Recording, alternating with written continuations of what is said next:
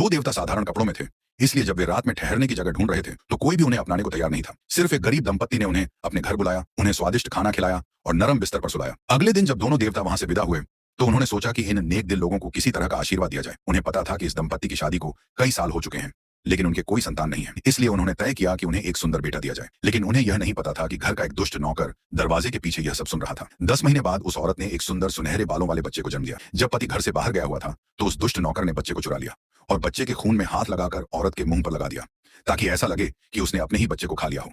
इसके बाद वह नौकर बच्चे को लेकर दूसरे राज्य भाग गया।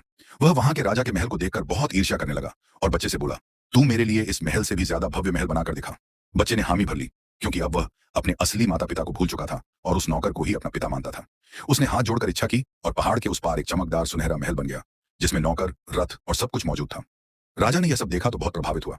उसे लगा कि वह नौकर कोई बहुत बड़ा और शक्तिशाली रईस है, इसलिए उसने अपनी बेटी की शादी उसी से कर दी। राजकुमारी जब उस घर में आई तो उसे वह सुंदर सुनहरे बालों वाला लड़का देखकर बहुत हैरानी हुई। वह कई बार पूछती रही कि यह कौन है, लेकिन नौकर कुछ नहीं बताता था।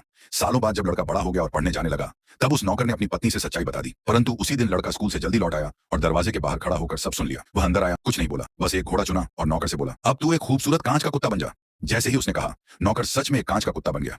लड़का घोड़े पर सवार होकर अपने असली घर की खोज में निकल पड़ा। रास्ते में जब भी वह किसी किसान के घर रुकता, लोग उस कांच के कुत्ते को देखकर बहुत खुश होते, लेकिन लड़का उसे कभी खाना नहीं देता था, बस उसके सामने जलते हुए अंगारों की एक फावड़ा भर डाल देता था। वह कांच का कुत्ता वहीं अंगारे खाकर जिंदा रहता था। आखिरकार लड़का अपने पुराने गांव पहुंचा।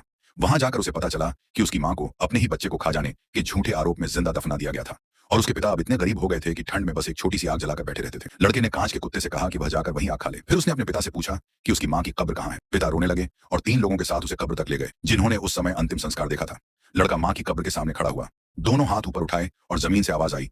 कब्र की मिट्टी फट गई और एक ताबूत ऊपर आ गया। जब उसने ताबूत खोला तो उसकी मां जिंदा थी। वह इन सारे सालों में ताबूत में बैठकर अपने बेटे के लिए कपड़े सी रही थी। फिर लड़के ने कांच के कुत्ते को वापस इंसान बना दिया। सभी को सच पता चला कि असली दोषी वही नौकर था। लड़के ने उसे सजा दी और कहा कि अब जाकर राजकुमारी के साथ अच्छा जीवन बिताए। वह खुद अपने असली माता पिता के साथ लौट आया और उन्होंने पहले से 7 गुना ज्यादा सुखी और समृद्ध जीवन बिताया।